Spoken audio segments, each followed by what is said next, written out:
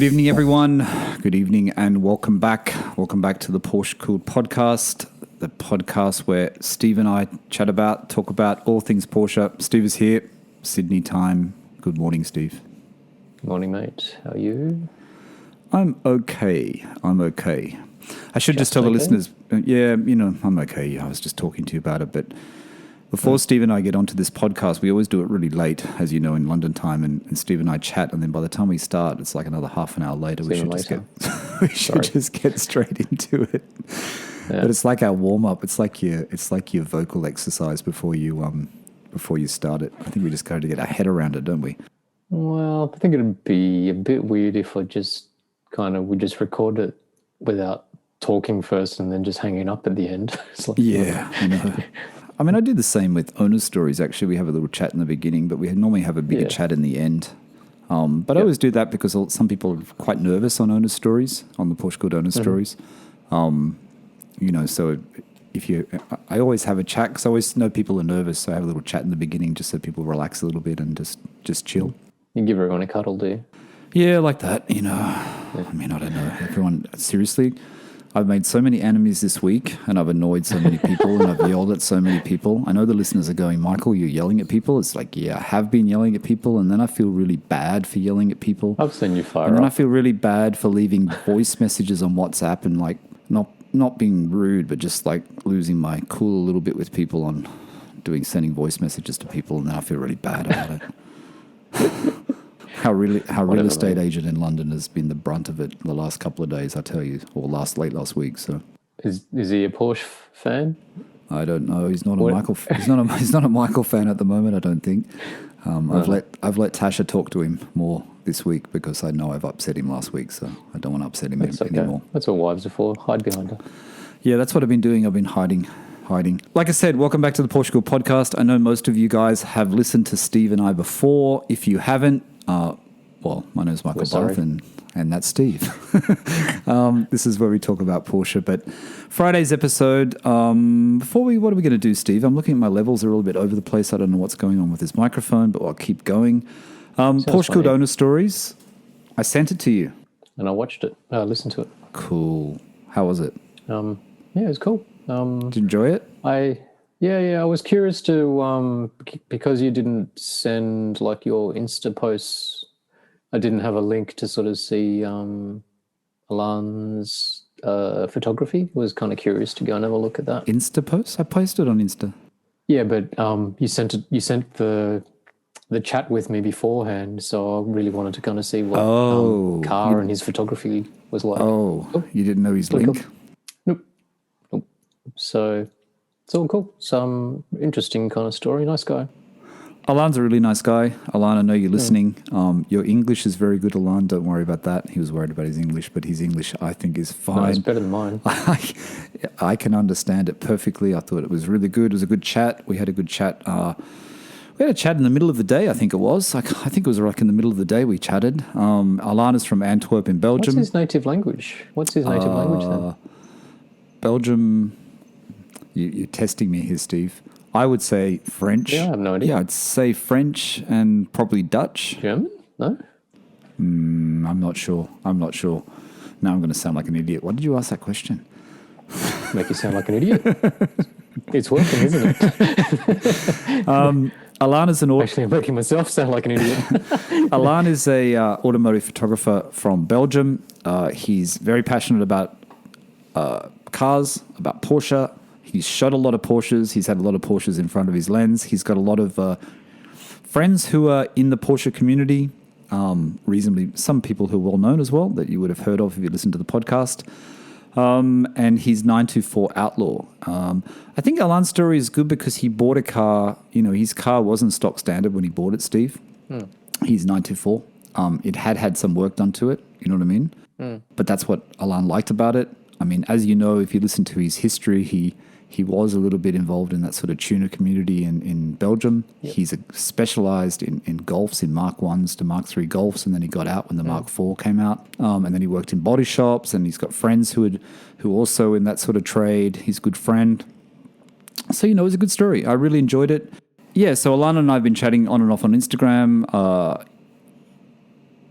I've been wanting to get him on for a while, Steve. I'm glad he did come on. It's good to have other stories apart from 911s. We've had 944s now. We've had 924s. People have still got a 924. He's also got the W201 Mercedes, which he's, modified slightly.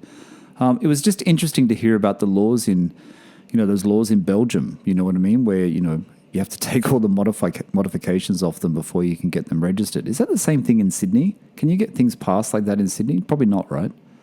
Yeah, you can. Obviously you can, because when you get, once your car's passed, whatever it is it 2 or 3 years old, where you have to go and get an inspection? Right. You've done it. Like, they check, what do they check? Your headlights, your brake lights, your brake function, like how well it brakes. They do a visual thing, and that's kind of it. They don't emissions test you. They don't noise test you. But if the car's really low, he was saying the car was so low, he had to put it back onto stocks. Had to raise it back up. The wheels They don't were test your ride height. Like, you've seen the cars rolling around Sydney. Yeah, they get through, right? It's not that strict. Yeah. No. Not sort of suggesting that all mechanics are kind of dodge, but I'm guessing that if you wanted to get something done, that you could probably, and like, it takes about 5 to 10 minutes and costs $40. Yeah. So, like, no, it's pretty. I've no understanding or whatever if you kind of get pulled over by the cops, for example, and they slap you with a defect notice because your car is too low, too loud, blah, blah, blah. Right. I think then you have to go and take it to an engineer and get it certified, which is quite different to like a rego inspection. Okay. Touch lots of wood, I'll never ever find out, but that sounds more like what Alan was kind of talking about. Yeah, it sounds like Antwerp. It sounds like Belgium's a little bit more stricter on regulations, from what Alan was saying. He's really into that whole Porsche scene. You know what I mean? He's really, and he's taking photos. And you heard if you listen to the story, I don't want to give it all away, but he took some photos.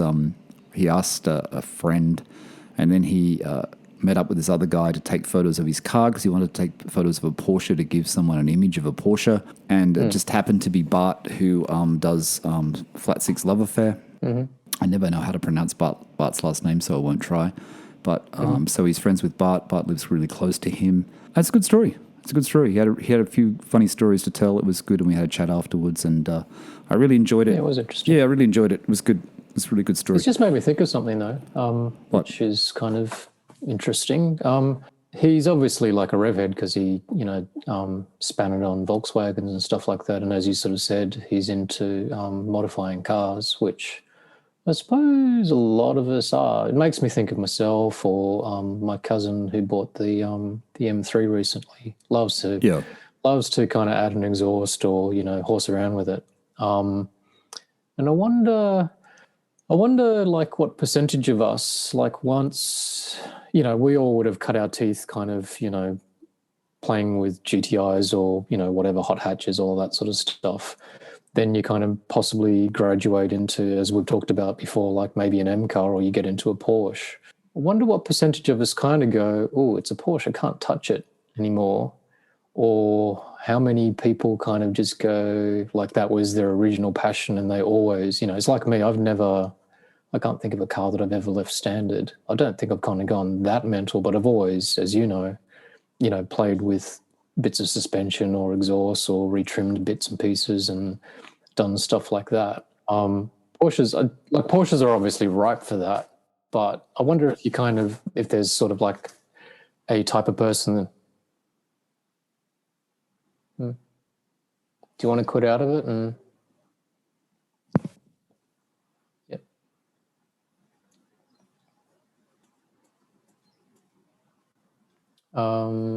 I should just keep mine rolling, shouldn't I? Mine will at least sync with your Zoom. Yeah, and I think that's what reminded me when I was speaking to Alana. I thought about you, actually. I thought about how you've had the Golfs and the Subarus and things like that. And I thought, I forget Alana's exact words, but how he said when he went from how he had that Volkswagen where it was all chrome and it was a really special one, the one that the guy sold to him at a good price, which was obviously a special Golf. And then he bought the B5 Audi and he didn't do that many modifications to it. And it's like you get to I don't know whether he said flashy, but you get to a stage, I don't know if you found this too, you get to a point in your life, you get to a certain age where you don't want to be modding to that extent. I guess you still mod, you know what I mean? And I guess his 924 is still modded, but it's not, it's a different type of modding, isn't it? You know what I mean? And I guess you went through that too in a little way, didn't you? I did, but I don't know if you remember all my cars. None of them were sort of modded to the sort of flashy sort of thing that, like, you know, it was generally exhaust and suspension and bits of interior, but it's not like, you know, I added kind of big wings and went kind of crazy wheels and crazy lowering or anything like that. So slightly, not really kind of tuner type modding, if you know what I mean. To that kind of extent. But yeah, it's just an interesting kind of thought, which is sort of semi-thinking about Marco. Not that I can talk about it with any real knowledge, but all of the cars that he had, I think I would have just put him in the bucket of he's a bit more of a stickler for originality when I think about most of the kind of classic cars that he had.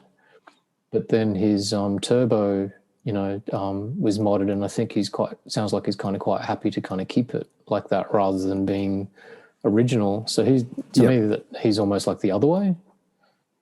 Yeah, and I'll give it away. I'll give it as a lead-in. But next week's PorscheCooled Owner Stories, Marco is the guest, and Marco is the owner that's coming on. And Marco, as you know, is Steve's cousin-in-law, as you call it. I always think that's a funny word, cousin-in-law, but I know it's for real.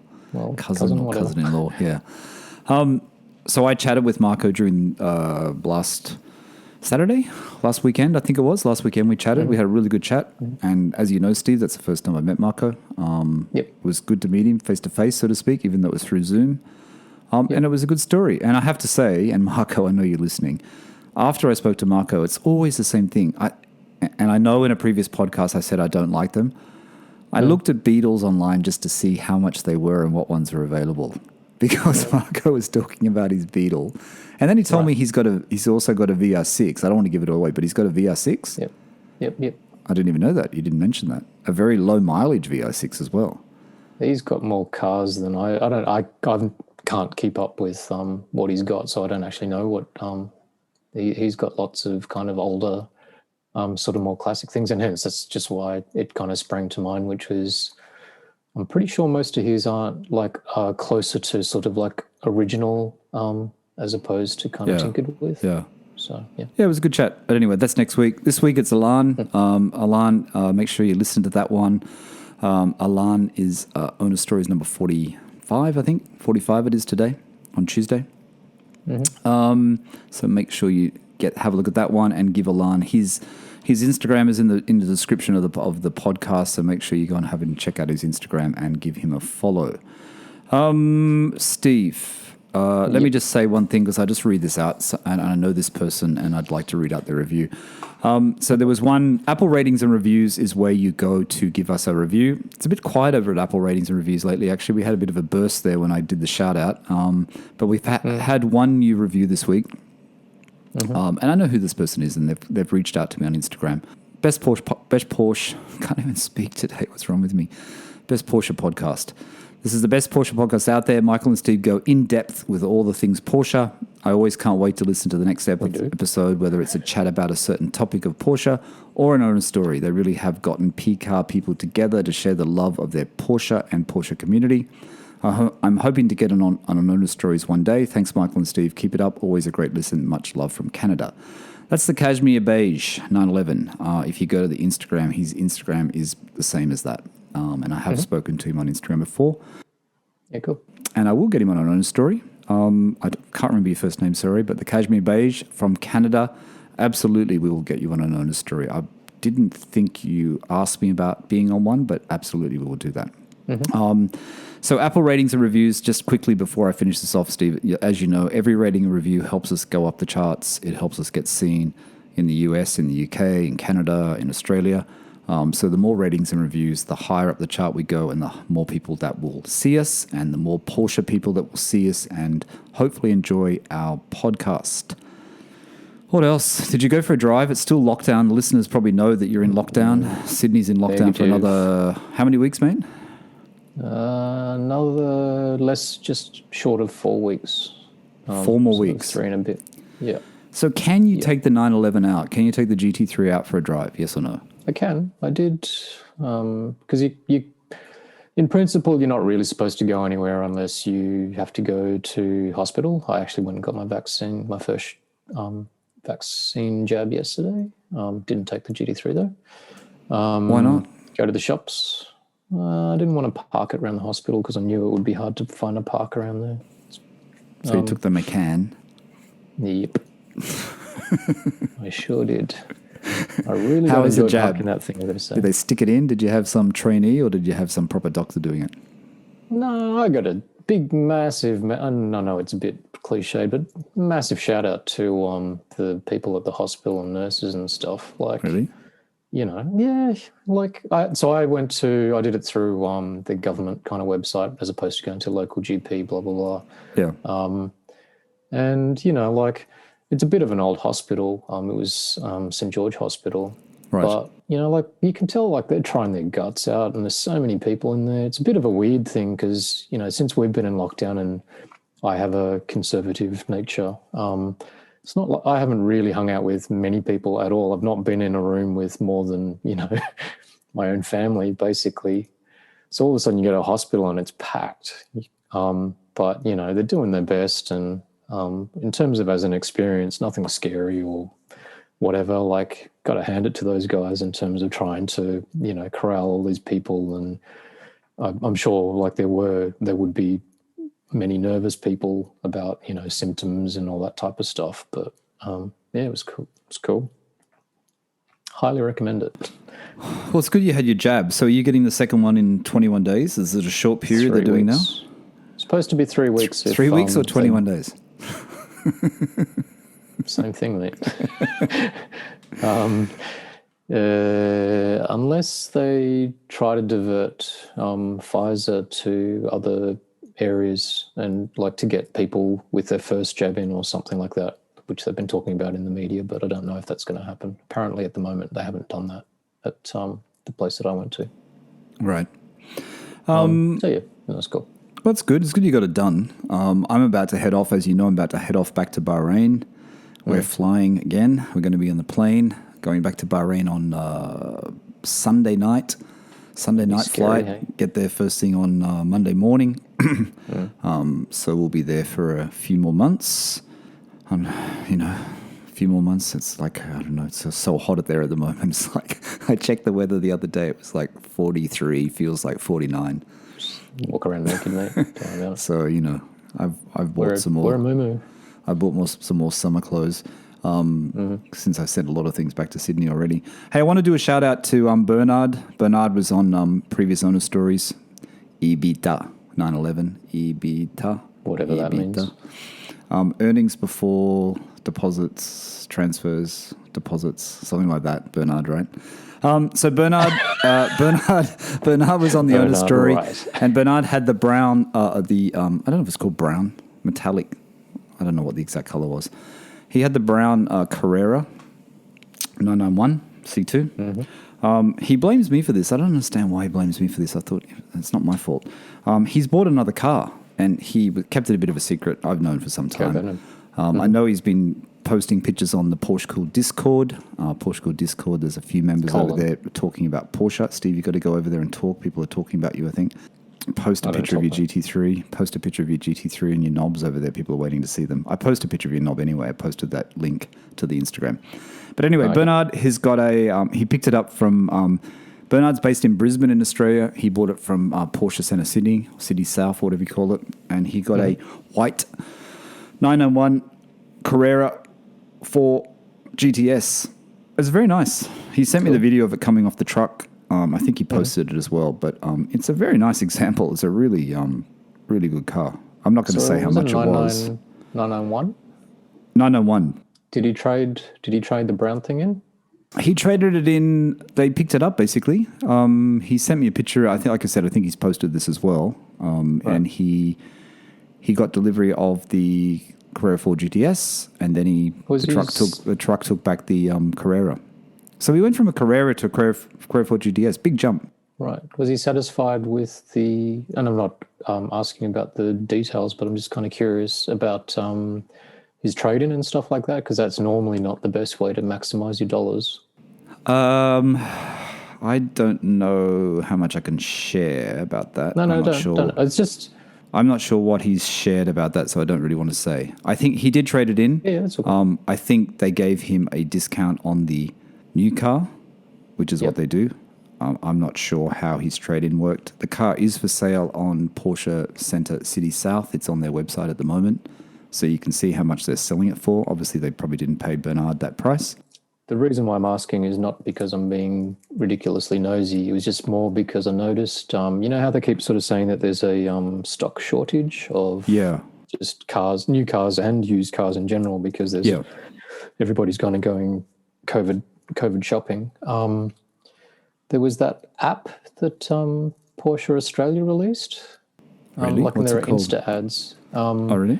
Where they'll like you can submit your car and they'll value it and they'll make you an offer via an app. Like you can do it now if you wanted to from your chair in London. Yeah. Ooh, maybe I'll see what they offer me. Yeah, it's interesting. I wonder if it'll be over 80. It's just, I'm assuming, like, you know, they're desperate for kind of good stock and they just kind of want to get it into the dealer network. So I remember reading about it somewhere and it's popped up on my Instagram feed a couple of times. Yeah. But I mean, generally, like when you get a trade-in price from a dealer, it's kind of shit, to be honest. Or from like a Porsche dealer. Probably. But the thing is, I think, you know, the joy of this car, Bernard's happy with the car. I mean, Bernard's an accountant, if people who don't remember the story. So I'm guessing it was a reasonably good deal. You know what I'm saying? And I'm guessing there's a bit of well, I'm guessing it's a reasonably good deal. He's good with money? Well, I'm guessing. But, you know, the Carrera 4 GTS is a really nice car. It's PDK, so it's paddle. But I think he's done a really good job, and he's jumped up the chain, and he's really happy. And it's a really well spec one, Steve. It's got the full Alcantara leather, you know, red deviated stitch. You know, it's really fully optioned. And you want to know the story about his car? His car, the person that owned it, traded it in, and I'm trying to find it now where he told me. Oh, yeah. The previous owner traded this and a GT3 RS for a speedster at Porsche Sydney. Okay. So, so obviously it's it's been a really well looked after car. But anyway, congratulations, Bernard. I said I'd give you a shout out. I think you've done well. I will get you back on again and we can chat about the new car in the future. What else, Steve? Don't know. You tell me. Did you see that, you know, we talk about mileage on our 997s, and you know what? I'm not scared about mileage anymore, and it's probably because I haven't driven my car in 2 years. No, I'm not really scared about mileage anymore. I don't want to get hung up on mileage, you know? Yep. I think I was too hung up on it. I mean, I think it's important, but I don't think it's that important. You know what I mean? I'm not a millionaire, but I don't think it's that important. I think you got to enjoy your car. So, But I saw those two cars on piston heads, and the two articles. I think it's an article they do about cars they find for sale and they got high mileage. One was from 2020 and one was just recently. I think it was just this month. The first one was 160,000 mile 997.1. Yep.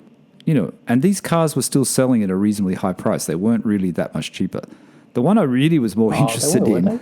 No, they weren't. If you read the one and the next one, and I don't know if this is almost the highest mileage 997. 997.2 with 300,000 miles. We're not talking about kilometers here. We're talking about 300,000 miles, Steve. So, you know, what's that? 480,000 kilometers?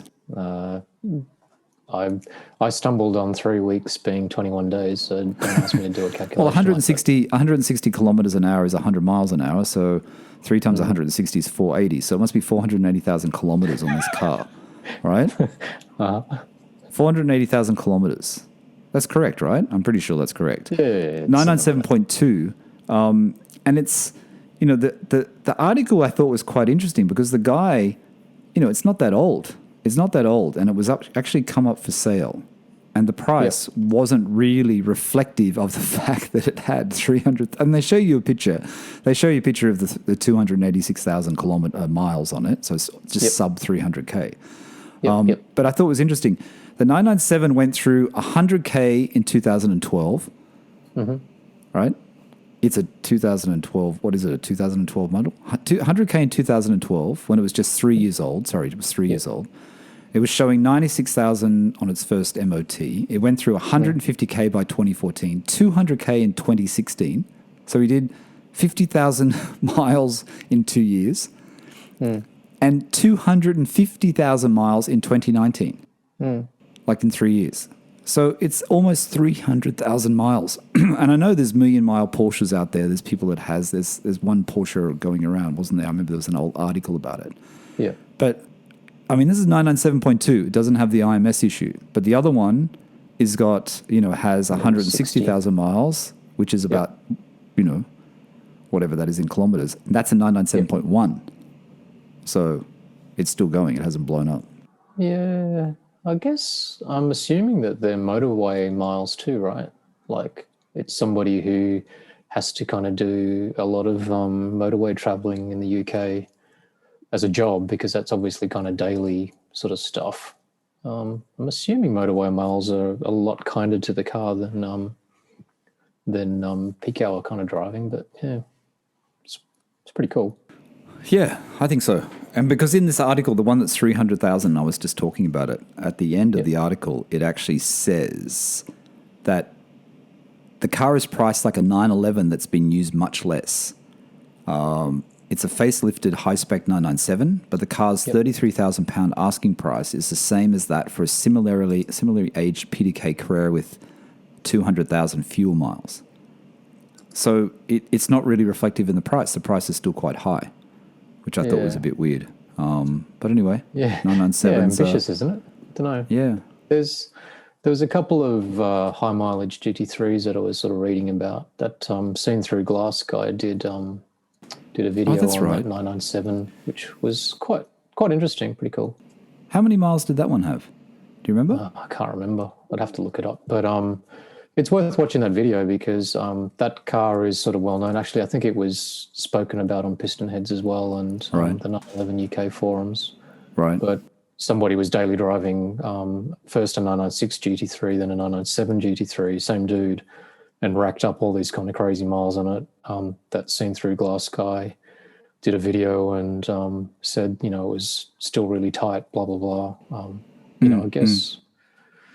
I guess, like I don't reckon having, owned a 964 and a 993, I massive cliche, but I still believe that Porsches aren't built as well as they used to be. But I guess they still are built quite well and still, very durable. So, yeah, I think that's what I was getting to actually, because there's no, you see air-cooleds with a lot of miles, right? A lot of kilometers.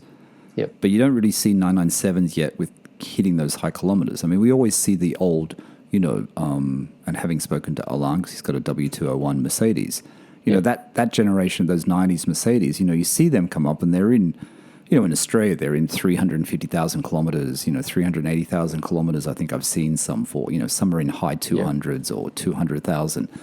Yep. And you see it. But when you look for 911s, it's not very rarely, when you think of that 300,000 mile one, it's not very rarely you see a Porsche 997 or a 996 with that high mileage, right? You normally see them at what? Maybe pushing 200 max?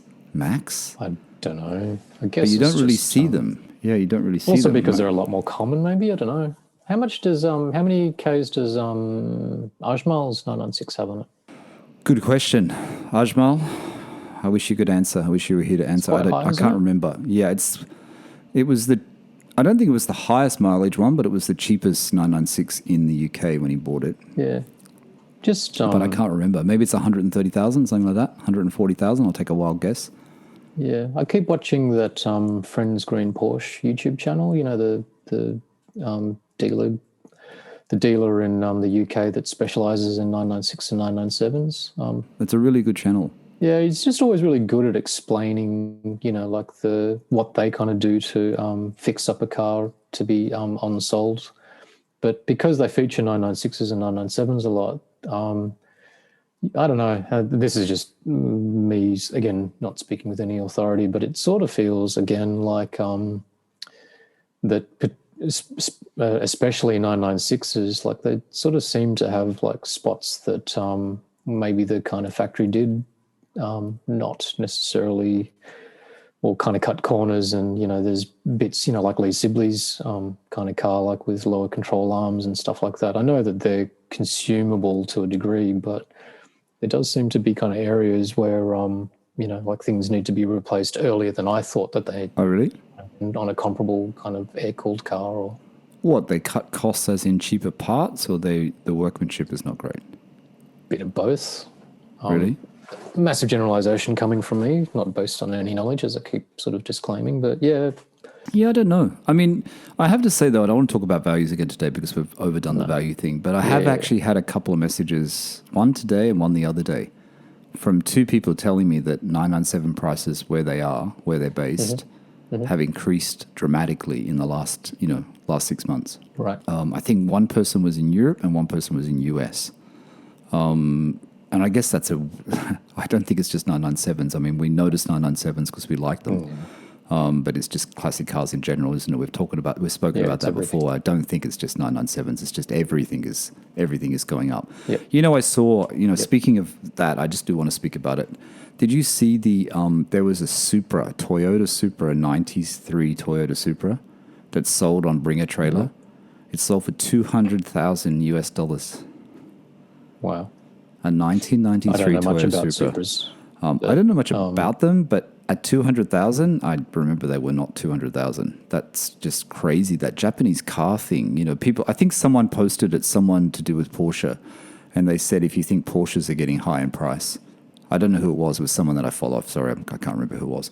And you think Porsches are going up in price? I mean, that's crazy. Japanese cars, sort of all those cars, similar to what Matt Farrow, Smoking Tire, was talking about with GTRs about to be whatever it is, more than 25 years old, so then they can be imported into the States. So if you've got like a R32, R33, or any GTR, like you're about to become like a rich person if you're actually happy to let go of your baby kind of thing, because they're so sought after and so highly regarded. So yeah, I don't know what's going on. I'd love out to have there. a go into one. I've actually never even sat in one, a GTR. I'd love to. Really? See what the fuss is about. I have sat in one many years ago. Someone had one, but I don't remember the drive. I do remember being in it, and I don't really remember the drive. Right. That Singer DLS, you sent me that article. It was funny you sent me that because Jeremy, who was on a previous Owner Stories from UK, from Cotswolds in the UK, who's got the 992, the white 992. Yep. He sent me pictures. No, he sent me pictures when he was at Goodwood, because he went to Goodwood Festival of Speed. And I think that was on display. I think that was the image of the car he sent me because the interior is very interesting. I thought the interior is very interesting. And you sent me that article, or I found an article today after you mentioned it. Yep. At first, when I saw Jeremy's images he sent me, I didn't really think I liked the interior. But then I looked at the other images again today, and I thought, it's not bad. It's not bad. It's a bit flash. Like it's not like a classic Singer, which is still very highly crafted, but still on the slightly more sophisticated and subtle side, where the detailing, like particularly in the interior, etc., on a DLS, kind of a little bit. It's not as full on as a Pagani, but it's kind of a little bit more like that. There's some polished. It does a little bit, doesn't it? It looks. There's lots of little polished kind of bits, like in the dials and instrumentation. The gear knobs kind of got. It's got that little timber inlay and stuff like that. The sort of bits of the gear shifter is kind of exposed as well. Yeah, I've got the picture in front of me, actually. I've still got the page open. I was looking at it just before when we were talking about it. It's definitely... I don't know. I do quite like it. There was some feature... I mean, I like the wheels. I like the... I don't know. I mean, the gear shift has got that, that little bit of leather on the side. It's carbon with a little bit of brown on the side, the tan on the side. It's got the Porsche script on the back. Gold Singer. The green is a beautiful color, Steve. There's two. Which one are you looking at? The oak? I'm looking at the green one. The dark green one? There were two green ones at Goodwood. Oh, really? I'm looking at the dark green one and the dial. I really like that Singer, the dial, the RPM meter, the rev meter. Yep. I think that's really Sort of quite looks a bit watch-like with the way the markers are sort of stuck on and all that sort of stuff. Yeah, and I'm not a huge fan. What are the seats in that, you think? Are they custom seats? Yeah, the whole thing's custom, man. The Well, seats, it's probably Recaro based, but I was going to say other Recaras. The seats, I didn't really think that I'd like that tartan, but when you see it as a complete package, the tartan is really nice. I mean, the steering wheel is really nice. It's a bit cup sort of dish-like, isn't it, wheel? And the door trim with the cross sort of bracing, that cross leather bracing that it has on it, and the tan. This one has got the tan interior, and I mean, it's all leather, and the gear shifter sits a little bit higher than it would in a 964, right? It's sort of raised up slightly, and you can see the mechanism underneath. It's a pretty beautiful car. I mean, I don't think you and I will get to drive one or have one. I mean, they're £2 million, Steve. £2 million. The thing, I think I sent that to you a crazy. little, I don't remember when, maybe last week, but Top Gear, it was a Top Gear YouTube video, and it wasn't Chris Harris that reviewed it. It was the head editor. I'm assuming because it wouldn't be great because Chris Harris had so much involvement in it. He can't really review the car that he's partly responsible for. What's involved? What's his involvement? He was literally one of the people that helped to kind of judge it and all that sort of stuff. Oh, really? With the Franchitti brothers. Like, there's been a whole bunch of really famous people. Like, did they talk to Hans? Did they talk to Hans Metzger about the engine development? They did. They talked to Metzger. You're right. Ages ago, because it's a Williams developed. Yes, that's right. This is the Williams one. Yes. Okay. So they and I think somebody also with regards to suspension and everything. So like, there's a lot of heavy brains in that kind of car. But what I was going to say was that if you didn't watch it, go watch the video because it sounds amazing. That engine. I'll go and watch it. I haven't seen it. Yeah, the sound of the engine. How many they're making? Did they tell you? I can't remember. Not sure. It's not a one-off though, is it? No. But it's obviously not massive numbers. But the way the engine screams, like, because that's don't forget it's an air-cooled engine. So, like, we're so used to now kind of having shifted to water-cooled, sort of more like motorsport GT3 style engines. But this is still like an old, like an old Metzger engine, and it just sounds incredible. Wow. Yeah, it sort of it made me think about something, a little segue into like a slightly different conversation too about induction noise. I think somebody with the DLS sort of mentioned that part of the reason why it sounds so good is induction noise, and that also kind of came up recently on the 992 GT3. Right. Like AP at some point in time, everybody was kind of getting really worried that it wouldn't sound so good. And I think in one interview somewhere, he piped up and sort of said part of the reason how they managed to make this latest GT3 sound good, even with the OPF thing in the exhaust, the particulate filter, is that they worked on the induction noise. And I saw something else where somebody said that when you peek inside the engine, it's actually got cone filters, 2 dual cone air filters in it, as opposed to flat panel ones. So the induction noise is more important than the exhaust sound, is it? It's not more important, but it's just another way of kind of getting a car to sound good. Like, but it gives you a better sound. The combination of the exhaust and the induction give you a much better sound. Yeah. Like Gordon Murray bangs on about it too in the original McLaren F1, and then his car that's coming up. Like, he said something about there's like the way the air flows into the cavity above your head. Right. It's the sound of air rushing that is like the induction noise. And that is like one of the major things that is the reason why like an F1, an old McLaren F1's, why that sounds so good. Okay. So this is the train of thought when people kept telling me, and people still to this very day keep telling me that I should change my air filters and get the IPD Plenum for the 997. Is this where I'm going to get the induction noise from? Is that where you get it from, or is it something else? I guess so. I don't know enough about it. It's a bit of I'd love for somebody else to kind of explain it to me properly. Like I kind of semi get it in terms of, yes, it's the noise of air kind of rushing into your engine. And like even Right. on a 993 and 964, when I had them, there was an old hack where you used to download a template online and drill holes into the cover of your airbox. Like literally get really? your drill out. Yep. Okay, Drill did you holes do in that? your airbox. Did Yeah, I you did. do that? I You did. did do it. Okay, so where did you get? Sounds so much hang on, better. hang on. Where do you get the template? Was on like Renlist or something. Someone just put it up there on the forums. Yep. And so that mimics a factory part. Like you could buy, I can't remember what Really? it was called, like the sports airbox or whatever. And the difference between a standard airbox and a sport airbox was that it had a series of holes in it, like it looked like Swiss Really? cheese. Yeah. So how many holes did you have to drill into your airbox? I can't remember. It's probably like 20. And Oh, really? 20? yeah, if you go and look up up the Okay. discussions on like, 964s and 993s, there was like everybody would kind of get on board and like people would be drilling little holes and people would be drilling big holes and some people would cut the whole face of the airbox okay. out. Here's the question, Steve, though. At the time, how did you know what template to trust?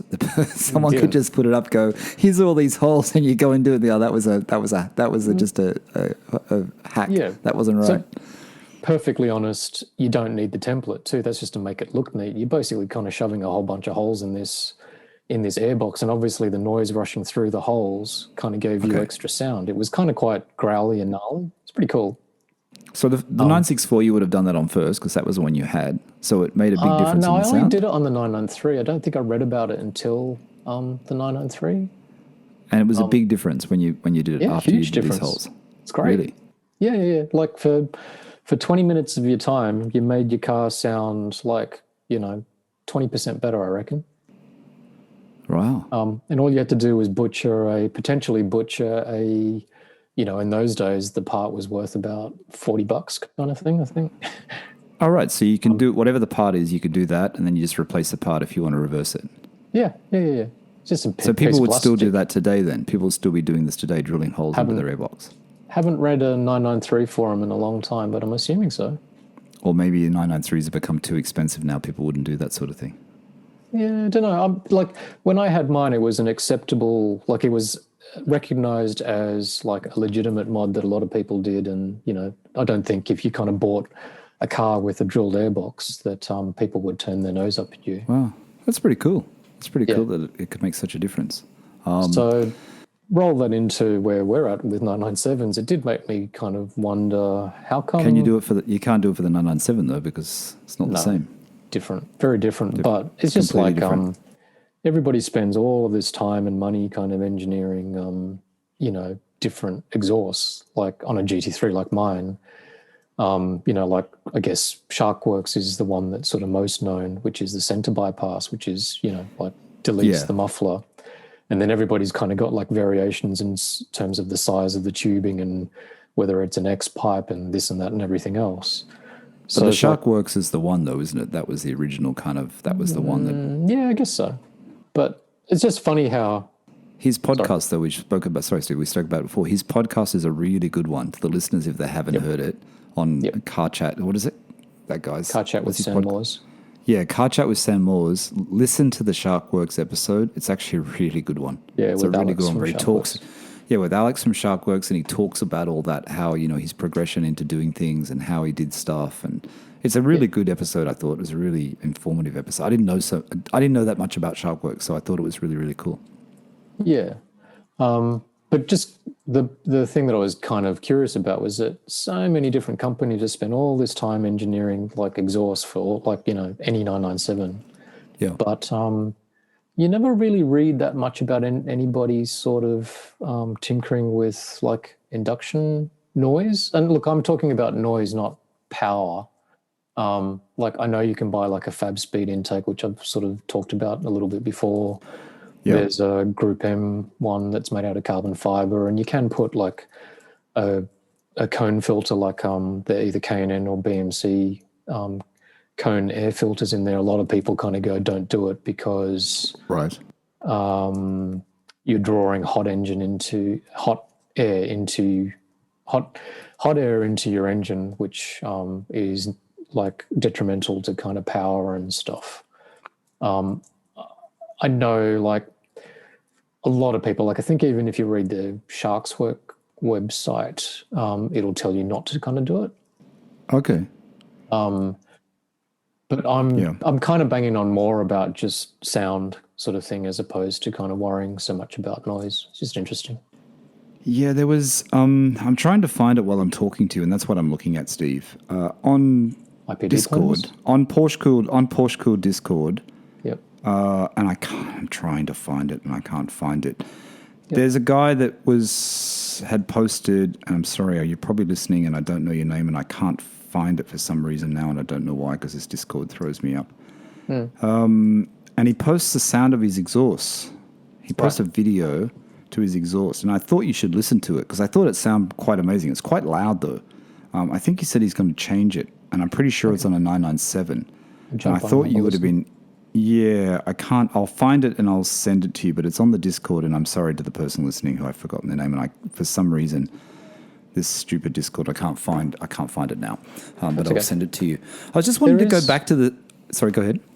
There was I sent it to you ages and ages ago. There's a video online by a mob in Sydney called Motive Video, and they've got like an older 997, and they did all these tests on air intakes. And look, sorry, I'm now mixing things up because this guy kind of, did that IPD plenum mod that you were asking about.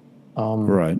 And did a bunch of kind of filter changes, I believe. I watched it a while ago, so I shouldn't, I can't quote it exactly, but they ran all these tests, stuck the car on the dyno and all of that sort of stuff. They did it quite diligently, and I think they arrived at the notion that on the dyno at least, there's no kind of real power to be made from doing these sorts of mods. It's quite interesting. Yeah, I wish I could remember the name of that exhaust. I wish I could. He told me what it was, and I can't find it. I just want to go back to the singer thing, though. I was thinking about this, and I was thinking about this with the Auckland Commission, and I was thinking about this with the Qatar Commission, and all these singers the people that are buying them are all around the world, right? They're not just people who live in LA or US or whatever. Yep. Most of the people buying them are affluent people who live in other countries. Yep. I'm sure there's people in the US, but. And I know Singer Australia is opening up, but the thing is, you buy something like a Singer DLS, it's a little bit buying, say you live in Australia, say you live in Bahrain and you buy one. Yep. It's a little bit like the McLaren F1. And I was listening to Jay Leno on an old Spike's Car radio. And he said there's one guy, I don't know if I mentioned this before, there's only one guy who services all the McLaren F1s. Yeah. And he flies all around the world and services them, right? And I think that's a great job. I wonder if that's similar to what you have to have with Singer, because it's not like you could take your Singer to your Porsche specialist in Sydney or whatever. You can. Huh? Why would you do that, though? I remember seeing an interview with Rob Dickinson, the founder of Singer, and people have asked that question. I don't know about a DLS, maybe considering that is a very specific engine that's been re-engineered by Williams, F1. Yeah, it's more like an F1, isn't it? Yeah. That's different, but talk about a standard Singer, or, in inverted commas, it's still like a $1 million Singer. Yeah. He sort of said, no, like a good Porsche specialist can service your, $1 million Singer, because it's still effectively like, it's a very good sort of, honed, air-cooled engine, but it is still in principle, it's still effectively a 911 engine. Yeah, true. I don't know. I'm just wondering with the DLS though, because it is a little bit more, that top DLS end. It's like having a Pagani or whatever. You buy a Pagani in Australia. Like, is there anyone that can service it? And I this was the same article. This was the same episode. This one with Jay Leno, and it's an old one, right? Because I was listening to some old ones the other day, a couple of weeks ago. And he says the same thing about the 918 Spider. Yep. He do you remember this story? Yeah, he needed a part for his 918 Spider. Yep. He calls up Porsche in Los Angeles. Yeah. And they go, "Oh, no, we can't do that for you. Yep. That car's old. Car's too old or something." Yep. You remember this? I don't remember the exact wording he said, but it was hilarious. It's like, it's too old. It's like, But what about the people that used to work on it? Like the people that worked on it, Jay Leno was saying, what, they're retired already? They're dead? Like what's happened to them? There must be still people like from 6 years ago or 8 years ago that still know how, I think this was in 2018, so I think it was 6 years ago. From 6 years ago that still know how to work on a 9118 Spider. And he rings up Porsche in Los Angeles or wherever it is, California, in Los Angeles. Yeah. And he just needed a part and needed something done. And it was like, it's like, we can't really help you. It's like, which is very un-Porsche-like. I thought that was crazy. Because they're normally very good at they're normally very good at sort of supplying parts for like all their cars, dating all the way back to, the 60s kind of thing. And you're not a normal customer, let's be honest. You're Jay Leno that rings up. Yeah, you know what I mean? Like, and even so, that's the response you get. Like, imagine a normal person. I mean? Like, I don't know. I thought that was, I don't know. You just think about, you buy these cars, you buy these Singers and whatever, and you Paganis or whatever, you buy these cars that cost millions and millions of dollars. And it's like, who services them for you? Because there's not a Pagani network in Australia. You know what I mean? I know, like I said, I know Zagami's doing Singer in Australia, so I guess they'll have a bit more of support behind the scenes, and I guess they're in other countries as well. But and the F1 story is a great one. This one guy just travels and services. I don't know how many F1s there are, but there's not that many. Not many, yeah. And that's his job. You know what I mean? It's like, I don't know. Yeah, it's also like it's. I wonder if there's somebody out there, because how the original, the 959 was never whatever you call it, like approved for sale in the US, and then that Bruce Canepa guy, sort of helped to kind of get it in, and because Bill Gates show and display, sort of stuff. Yeah, the show and display rule that Gates, Canepa, and a few rich people did it right at the time to get it in. And they crash tested one to kind of get it into the country, blah blah blah. But what he also did was kind of corner the market by kind of being the only person that stocked all the parts and had the expertise to kind of work on them and stuff. So I guess, and he does great work with the 959, because as we know, the base 959 is not great, apparently, by all accounts. It's not a great car. It's a bit slow. It's a bit nothing, right? And he does a little tweaks to them, doesn't he? I know I saw an article or a video with him, and he said the 959S is the better one. Yep. But I think he does those tweaks on the, because he kind of like restores them completely. It's a bit singerish in a way, isn't it? What he does, Canepa to the 959s, he sort of does completely change them. Yeah.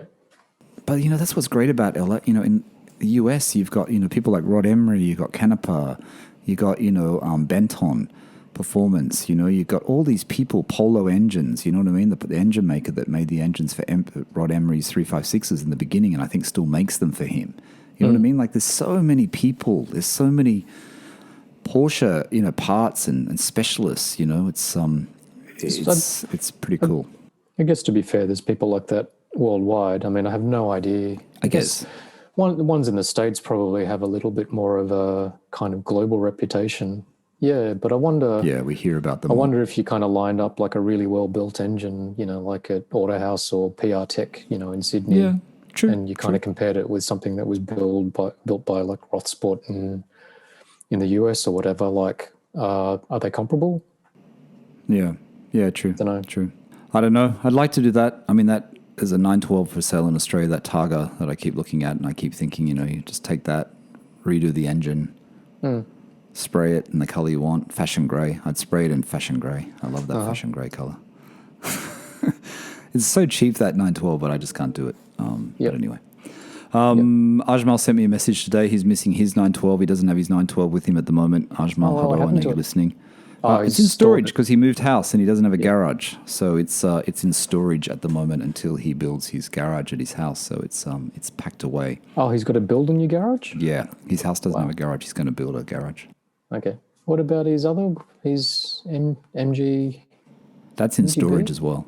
That's in storage. Yeah, that's in storage. He's not done a video with his MGB, has he? I think. Excuse me. I think there is one. Okay. No, there is one early. Isn't there an early video? He's got an very, very early video. I think he might have done one. Right. If you do the search from, I could be wrong, but I think I have seen one. I think I have seen one. Where does he rate it in his? Is that the car that he'll keep forever, sort of thing? Does he rate that higher than his 912 or? I'm not sure. Yeah. Ajmal had a story about his father and MGBs and stuff, I think, from memory. I can't really remember completely, but I think that's the reason why he bought an MGB. Okay. But I think he's had it for some time, but he hasn't sold it, so it must be a connection there somewhere. I know Ajmal's going to be telling me this later on because I don't know, but I'm sure there is a connection. But cool. he's still got the 912. That's the main thing. Yeah, cool. Steve. Yes. What else? I think that's it. I think we're going to call it a finish on day the today. recommendation for this week. Oh, the recommendation. You want to do that quickly? We didn't do that at the beginning. Let's just do that. I'll be quick. My recommendation for this week is if you've got an iPhone, I don't know if Android, Samsung-y type things have the that, the little thing in the back of the latest iPhone 12 with MagSafe, how it's kind of got the magnets built in. You an iPhone 12? No. Okay. I'm not as rich as you. I've got an iPhone 11 Pro Plus. Okay. Yeah, you Will it still work? No. It won't work. No. Okay. So latest. It has to be a 12. Yeah, latest iPhone 12 has that little kind of MagSafe thing built into the back of it, which means that yes. when you can attach a wallet or when you put it on a wireless charger, it kind of locks into place. The photography company in the US called Moment created they're not the only ones, created like a car vent mount, which is just a magnet with a little thing that you shove on your air vent. So you don't have to add anything to the phone? No.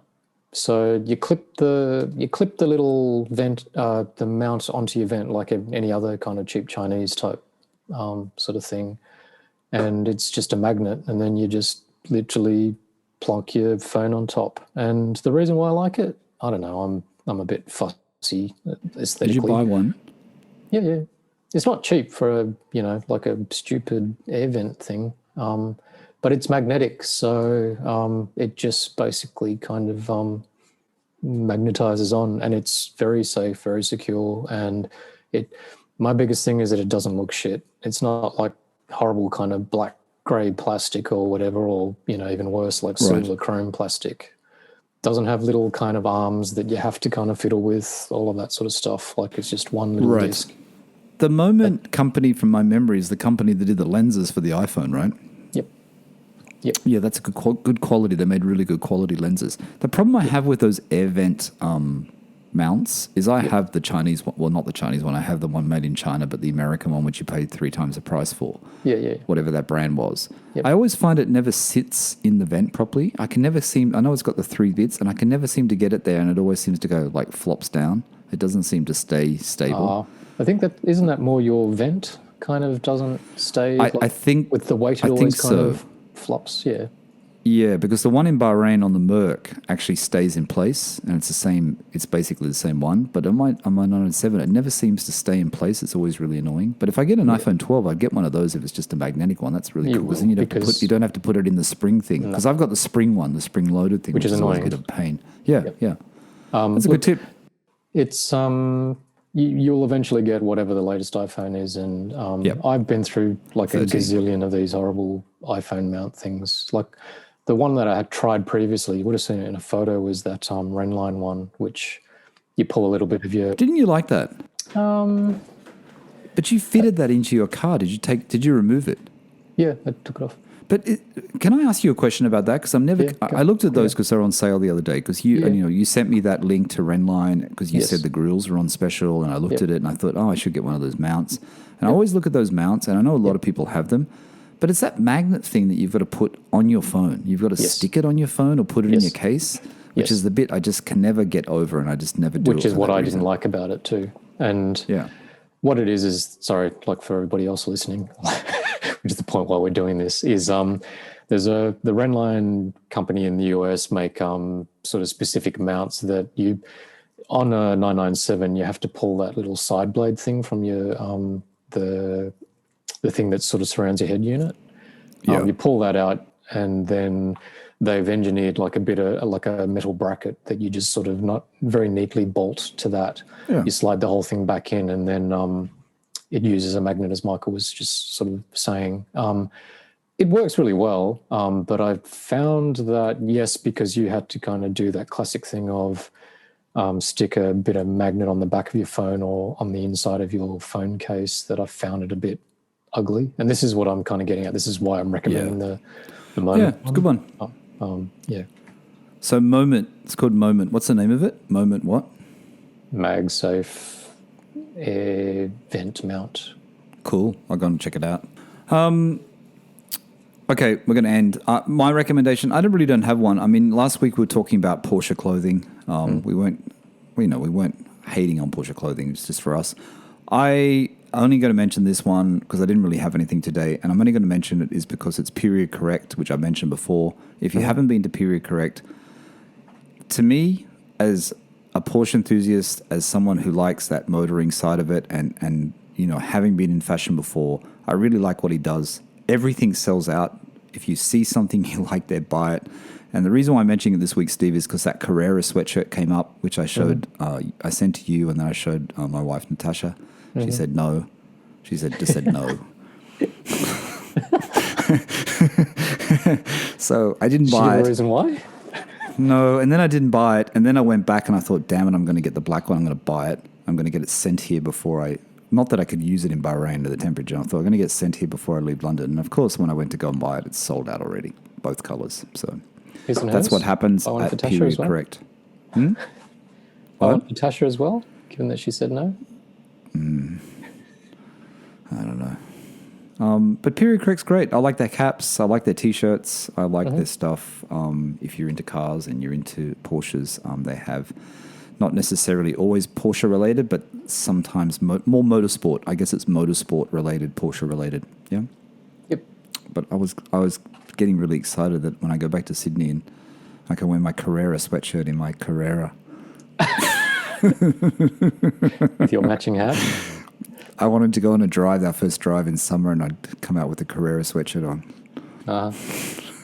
Maybe you should be wearing your Adidas Porsche design sneakers to go with that.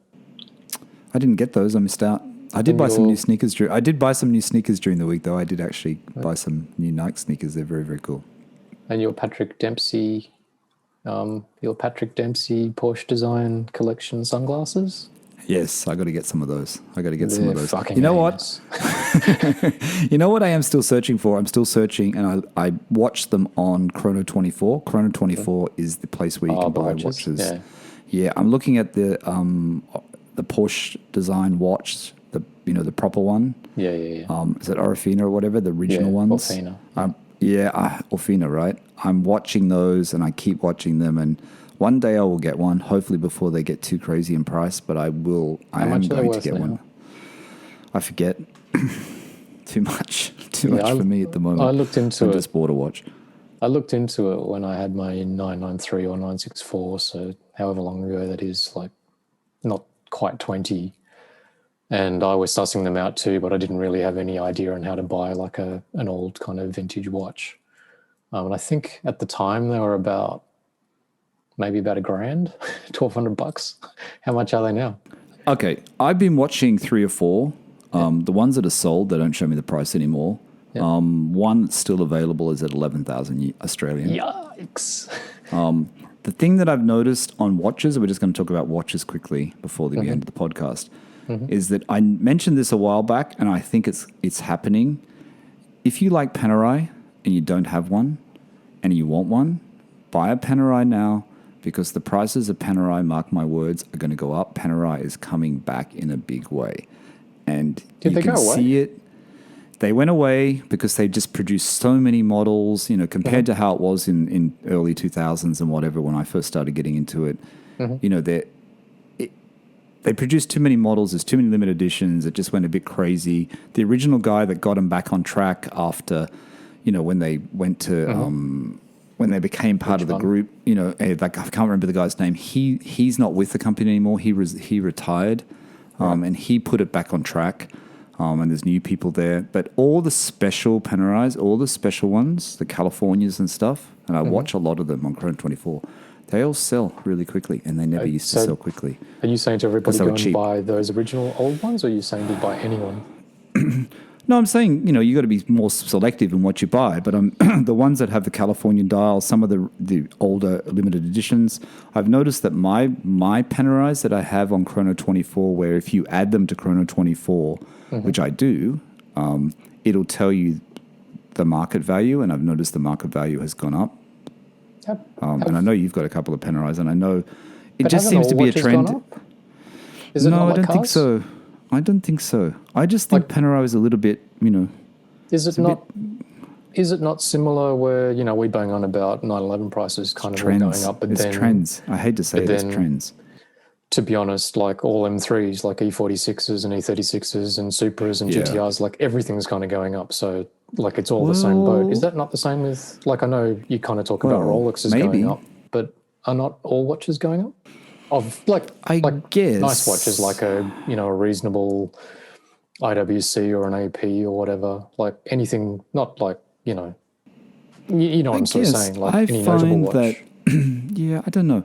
I find my Omegas, the Flightmaster and the Speedmaster, they don't seem to change in price that much. Even though they're quite old, they don't really go up that much. Things like that I don't think really change. I don't think the demand's there. Obviously, if that was a Rolex, it'd be worth a lot more if it was a 70s Rolex than a 70s Omega. Right. I just think Panerai, maybe it's a trend thing, and I think maybe what you said is just right because of this 90s thing, this 90s fashion thing, this 90s trend. I know it's 80s and not 80s. People are talking about 70s and 80s cars, but it kind of is 90s. When you think about all these Japanese cars, they're all 90s. Yeah. Panerai reinvented itself in the 90s. You know what I mean? Wow, Is when they started. Okay. It was late 90s, 97. The first Panerai that came out from Richmond was the 1A. And that came out, that was the first one that Don bought, a friend of mine bought. Yep. And I remember him buying it. And You're right, that's early 90s. 97, I think it was 98 or 97 it came out. Yep. That's when they started. So I don't know if that's why Panerai's having a bit of a thing, but I think you're right, probably all watches, anything that's collectible really. I mean, Yeah. I guess if you're into stamps have gone up to, I don't know, butterflies, whatever you collect. Butterflies. Oh, I can see one now. I'm going to catch it and sell it. Pens. Did you ever collect pens? I no offense to anyone that collects pens, but I never understood the pen collecting thing. My friend parents also bought did me that. a Mont Blanc for some birthday, like, I don't know, probably like an 18th or something like that. Yeah. Lost it. You use it? You lost it. I'm left-handed. Using a fountain pen is impossible. Yeah, I don't know. Tasha's dad has a lot of Mont Blancs. Tasha has her Mont Blanc in her wallet, her little one. Right. And she has another, she has a pencil and the pen. I bought a couple over the years. I never use them. I don't even know where they are. You know what I mean? No, I just, my fat little clumsy hand would smudge the ink as I drawled across it. So Yeah, I can hardly write anymore. Every time I have to write now, it's like almost an impossible task. You use the computer so much, you forget how to write properly. It's terrible. All right, mate, let's go. cool. All right. Superb ending to this podcast. All right, everyone, we got a bit distracted there. I mean, watches, I know a lot of you guys, but a lot of the guys who listen to us, Steve, are also into watches, or if they weren't into watches, they're starting to look at watches. Mm-hmm. So I know a lot of people are into that, so it doesn't hurt to talk about it every now and again. Yeah. All right, mate, let's go. Slippery dip. See you later. See you, mate. Thanks, mate. Cheers. All right, everyone. Thanks for listening to the PorscheCooled podcast. That was Steve coming in from Sydney. My name is Michael Barth, and that's it. Thanks for listening. Bye for now.